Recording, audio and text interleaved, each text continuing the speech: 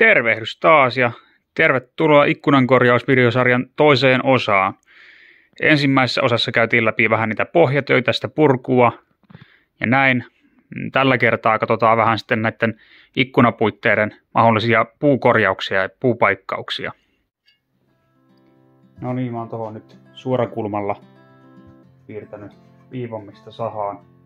Siinä kannattaa niin kun huomioida sillä lailla, että kun paikkapalaa tähän tekee, niin tätä liimapinta-alaa saisi olla vähintään sanotaan semmonen 2/3 koko tästä palan pituudesta. Eli tämähän menee tästä eteenpäin niin vaan ilman liimasaumaa tähän tämän alasarjan tappiliitokseen. Ja tämä on sitten semmoista, mikä kiinnittyy tähän pystysarjaan, niin tämän liimapinnan pituus on semmonen, että sitä ei kannata liian lyhyeksi jättää. Mutta joo, sahataan tosta nyt sitten toi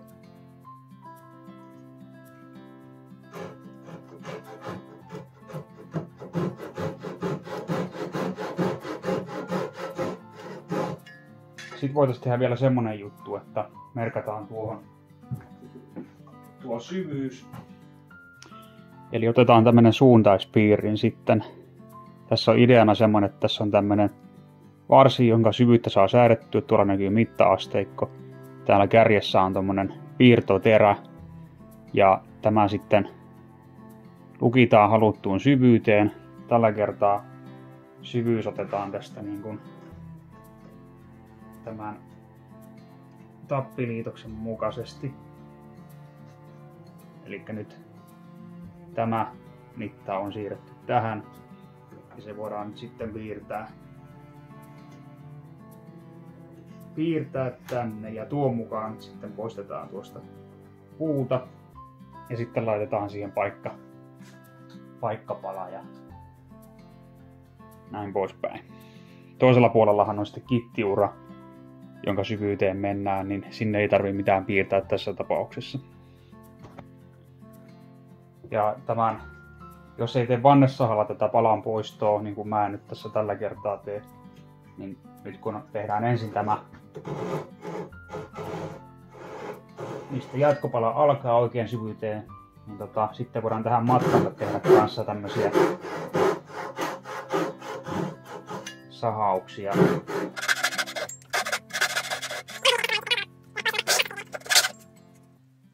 No niin, tossahan kävi nyt sitten vahinko. Tuolla oli joku, ihmettelinkin miten se palikka pysyi tuossa niin hyvin tuo irtonainen, mutta siellä oli joku pieni naula ja meni nyt sitten hampaita vähän pilalle. No, nämähän on kulutustavaraa, mutta harmittaa sikäli ihan hyväkuntoinen terä muuten. Katsotaan, jos ei saataisi tuosta nyt revittyä sitten ihan muuten auki. Eli otetaan nyt joku huonompi taltta. Koska ei haluta, että hyvä taltta menee nyt sitten tylsäksi tai terä huonoksi.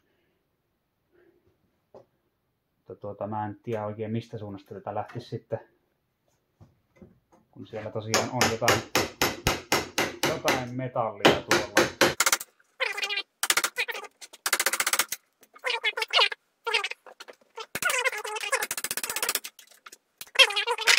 Tämä olikin nyt vähän semmonen ikävä yllätys.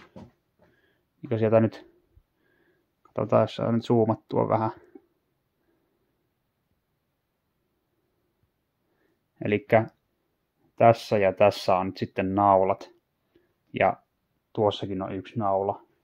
Kyllä mä sitä ihmettelenkin, että kuinka se noin piukassa on, mutta joo, ei tällä nyt mitään mahda. Näitä tapahtuu.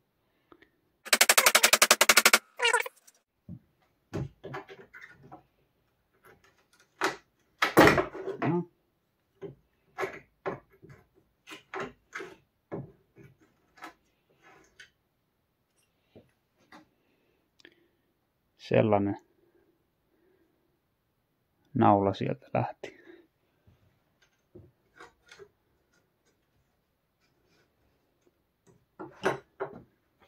Nyt uskallan ottaa tämän paremman taltan käyttöön.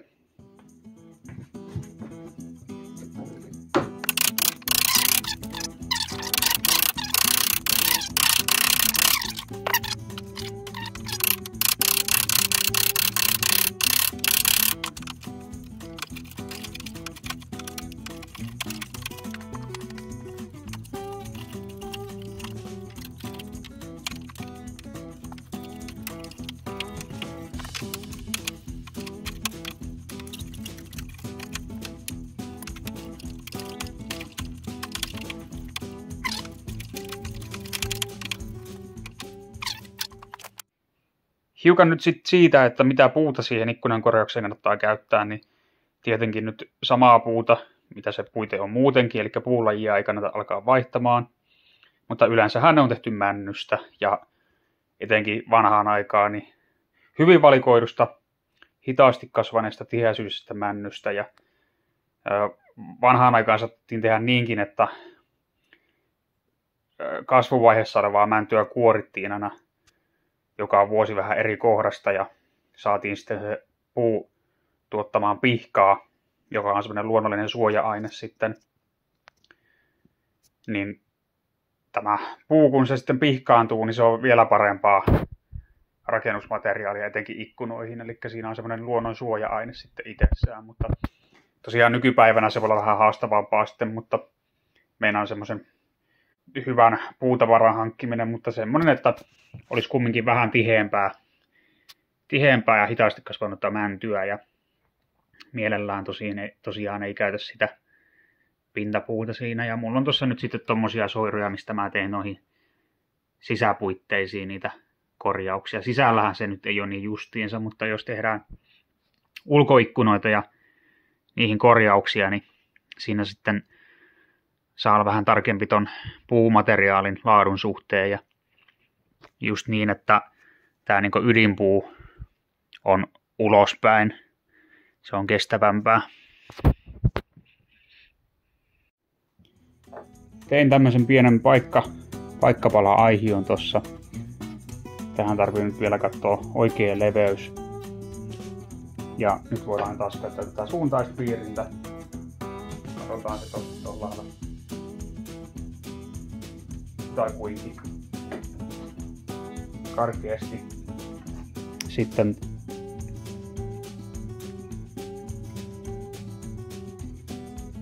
siirretään se tähän.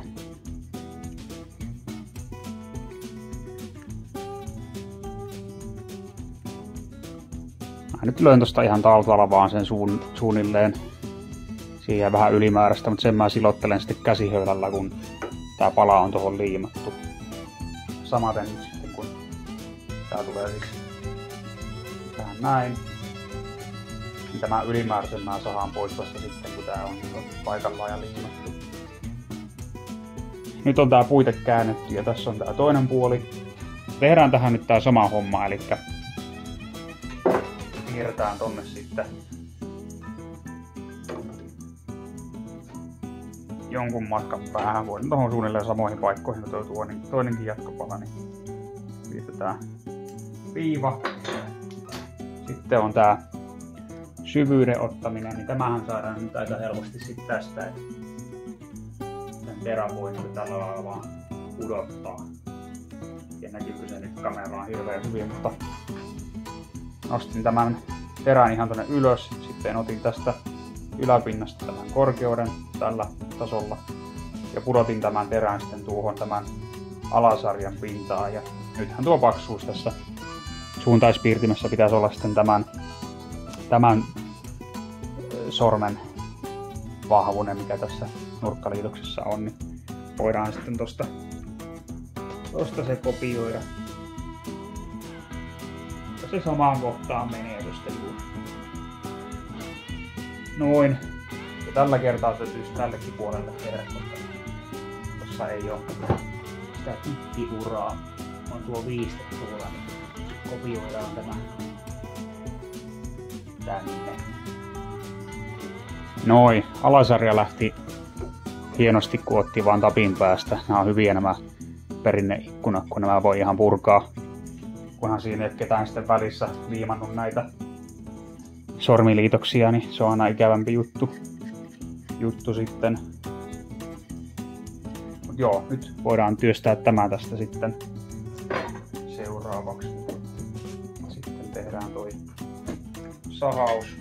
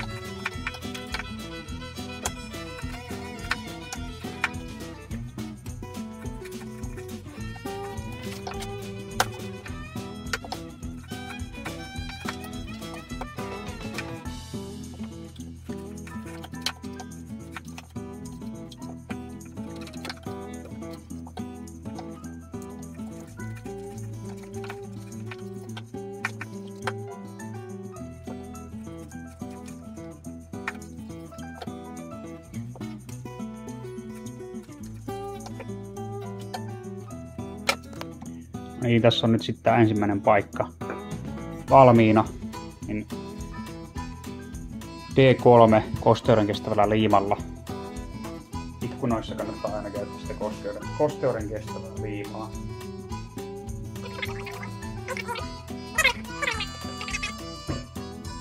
Liima sitten myös kannattaa. On tuossa tommoset lastanpalan. Niin levittää tasaisesti. Siinä on ensin tehty toi tiivis liimapinta, se että molemmat puolet on vähän niin kuin pöylän jäljiltä olisi, että ne istuu ja liimautuu ja puristuu tiiviisti. Toi pääty kannattaa myös muistaa liimata. Sitten katsotaan tästä tää paikkapala oikein päin ja levitetään senkin tähän. Varmaan tulee vähän liikaa liimaa, mutta yleensä liikaa on parempi kuin liian vähän. Toki sotkee se liika liima ja menee hukkaan, mutta sekään ei ole hyvä, että se jää kuivaksi sitten se sauma. Mutta joo, tämä nyt sitten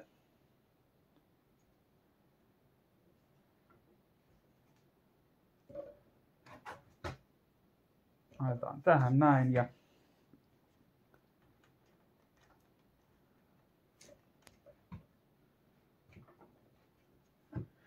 sitten puristetaan.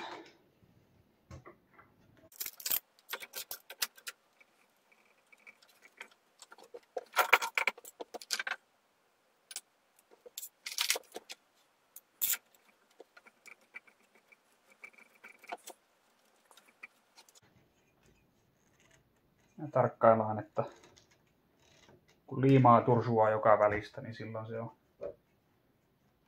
se on kauttaaltaan tiiviisti levinnyt. Liimapurseet voi sitten periaatteessa heti märällä pyyhkeellä poistaa tai sitten mekaanisesti poistaa siinä, kun ne vähän kuivahtaa. Mut joo, tämä jätetään nyt kuivumaan ja sitten kun se on kuivunut, niin muotoillaan sitten vasta nuo ylimääräiset reunat siitä.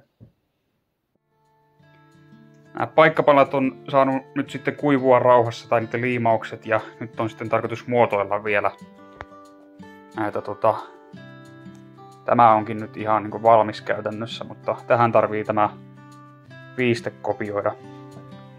Ja se saadaan nyt tehtyä sitten tämän saman suuntaispiirtimen avulla.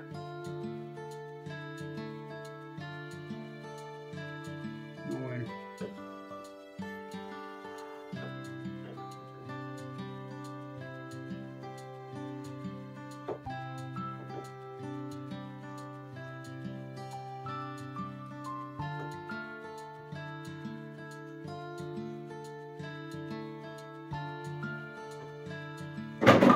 Noin, en tiedä näkyykö se nyt videolla, mutta siihen tuli semmonen pieni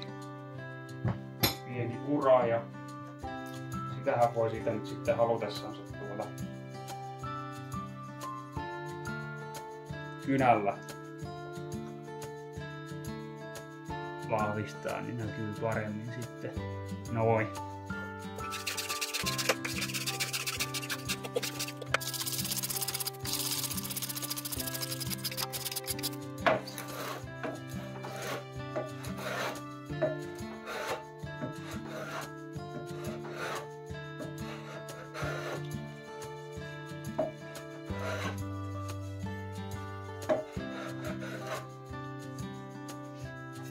Noin, se on siinä.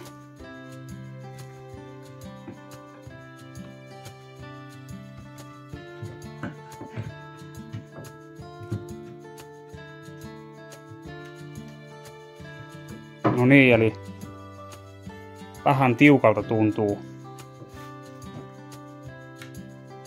tämä sovite, että jämpti se saa ollakin, mutta sitten taas jos on liian tiukka, niin siinä voi haljeta paikat sitten. Tässä mun tapauksessa huomasin, että tämä liitos, niin tää on hiukan epätasainen tämä pinta tässä, niin mä teen tähän pienen työstön taltan avulla, niin sitten sen pitäisi istua tuohon tuohon uuteen liitokseen.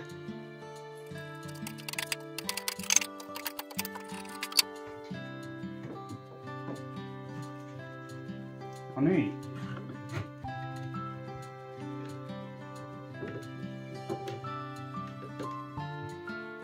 Hiukan se on vieläkin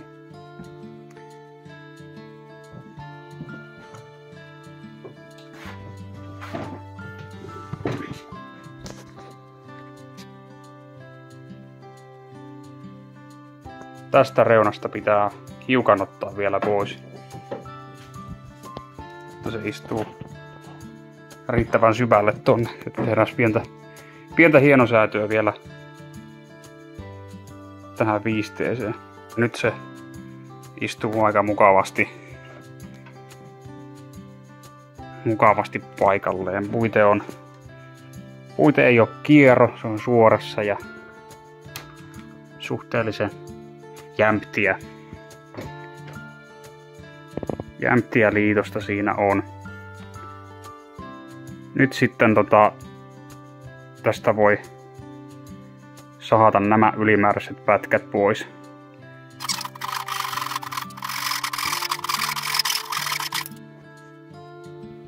Paikkapalat olisi valmiina. Vielä tarvii tehdä tuohon reikä ja tapittaa tää sormiliitos tästä. Niin kuin tässäkin. Näissä kaikissa nurkissa on ollut tuo puutappi. Unohdin nyt kumminkin kuvata sen tapitusvaiheen, mutta niin kuin kerron aiemmin, niin siinä voi käyttää tämmöisiä kulmikkaita tappeja tai sitten pyöreitä tappeja, mutta ei mielellään niitä liimatappeja, että perinneikkuna kootaan niin kuin perinteisesti ilman liimaa ja kulmikkaalla tapilla, kun se reikä on sitten vähän pienempi kuin tämä tappi, niin tämä tappi kiilautuu sinne ja nämä kulvat, mitkä tässä on, niin painuu sitten tuohon pehmeeseen mäntyyn. Ja toki siinä voi olla sitten se riski, että jos se reikä on liian pieni ja tappi liian paksu, niin se saattaa halkaista tämän, että siinä kannattaa olla tarkka sen tapin laittamisen kanssa, että nippanappa pienempi se reikä sitten ja tosiaan terottaa ton kärjen hyvin, niin se lähtee sinne uppoon sitten mukavasti ja ylimääräiset sitten vaan ensin vaikka käsisahalla pätkä poikki päästä ja sitten terävällä taltalla niin viimeistelee sen kärjen tasaiseksi. Jos on joku Japanin saha, semmonen hienohampainen, missä ei ole haritusta paljon, niin se voi kyllä vetästä ihan tosta suoraankin sitten. Ja niin, sitten pyöreitä puutappeja voi kanssa käyttää, tämmöisiä veistettyjä, että se on vähän toiseen päähän kapeneva, niin sama juttu, että se kiilautuu sitten tuohon puuhun ja ylimääräiset saadaan pois. Hirveän mistään kosteesta puusta ei kannata lähteä tekemään sinne tappeja. Siinä käy sillä lailla, että se kuivuu, niin sitten se onkin väliä, että siinä kosteusprosentti saisi olla sama, mikä sitten tässä korjattavassa puitteessa. Reikää poratessa kannattaa myös muistaa vastakkaiselle puolelle pistää puristimella kiinni joku puun kappale, että kun tästä päältä nyt porattaisi sitten, niin kun se tulee läpi, niin se saattaa repiä tätä toisen puolen pintaa ikävästi, se tulee ruman näköinen. Mutta tällä lailla kun saadaan joku uhripalikka tänne alas kiinni ja puristimet tuohon, niin silloin se ei revi tätä alapuolta. Ja sitten sellainen vielä, että jos nyt korjataan ulkopuitteiden pystysarjoja tällä tavalla, että tehdään tämmöinen paikka, niin suositus on se, että siihen päähän tehdään tämmöinen 45 asteen kulma, tämmöinen viiste, koska sitten jos ikkuna on pitkään huoltomaalaamatta, eli se rapistuu ja tuohon tulee rakoa tämän paikan väliin tai mahdollista rakoa, niin vesi kun valuu, niin se ei jää seisomaan tuohon suoraan saumaan, vaan sieltä kun se valuu, niin sitten se valuu tätä viistettä pitkin alaspäin, eli siinä on niin kuin, haetaan sitä, että se vesi ei jää makaamaan sit siinä matkalla, mutta tärkeintä on kyllä se, että ne puitteet pidetään sitten niin kunnossa, että huoltomaalausta sitten kun ikkunat sitä ajan mittaan kaipaa. Ihan mitään läpimätää ikkunan puitetta ei tietenkään välttämättä kannata alkaa korjaamaan, että jos siinä on enemmän uutta kuvanahaa, niin se on sitten jo ehkä turhan työlästä. Mutta sillä lailla, että jos siinä on kokonaan ehjiä osia, eli sivusarjat tai pysty- tai alasarja, niin ettei siinä ole mitään vikaa, niin semmoiset ehdottomasti voi käyttää uusiksi ja kannattaakin käyttää. Ja tällä, että jos jotain nyt pieniä paikkoja, niin kuin mulla tässä on, niin ne on ihan ok, että ei ole sillä lailla mitään niin vielä turhaa työtä, kun vanhan kunnostaminen on kumminkin aina semmoinen ekologinen temppu kanssa, että tämä puu jatkaa elinkaartansa edelleen sitten tässä puitteessa. Ja tässä kun se nyt perusteellisesti ikkuna kunnostetaan, niin sitä tulee taas tiivis ja lämpöä pitävämpi sitten, että karmit ja ikkunan puitteen välitkin kun tiivistää huolellisesti ja pitää huolen siitä, että puite on tiiviisti kiinni, eli myös se tiiviste painuu kasaan, että se ei riitä, että se on vaan tiivistettä vasten, vaan sen pitää olla oikeasti tiiviisti myös. Ja lasiruuduista, niin tiedän tapauksia, että vanhoihin ikkunan puitteisiin on ihan sitten teetetty lämpölasielementit, eli hieman hintavampaa huviahan se sitten on, mutta toki jos halutaan sitten jossain isommassakin rakennuksessa parantaa sitä energiatehokkuutta ja kuitenkin säilyttää ne vanhat ikkunat, niin ei muuta kuin kysymään tarjousta sitten lämpölaseista. Mutta toiset tykkää myös vanhoista ruuduista, niin kuin puhallettu lasikin. Se on toki tosi haurasta sitten ja hyvin ohutta, että ne ei nyt välttämättä ole mitään niitä kaikkein energiatehokkaimpia sitten. Mutta tommoset joku 3 millisetkin lasiruudut niin on ihan hyviä sitten jo vanhoissa ikkunan puitteissa. Pitää vaan huolen tosiaan siitä, että ne on aluskitattu ja puite on sitten kans tiivistetty. Ne ei ole sitten ihan turhaa työtä tämä kovaa vaiva, mikä käytetään sitten ikkunan kunnostamiseen. Ja niin, ja jotta ei syntyisi nyt sitten sekaannusta, niin ne lämpölasielementit, niin nehän kuuluu sitten vaan sisäpuitteisiin, niin kuin tämäkin on sisäpuite, eli ulkopuitteissa ihan ne perinteiset lasiruudut.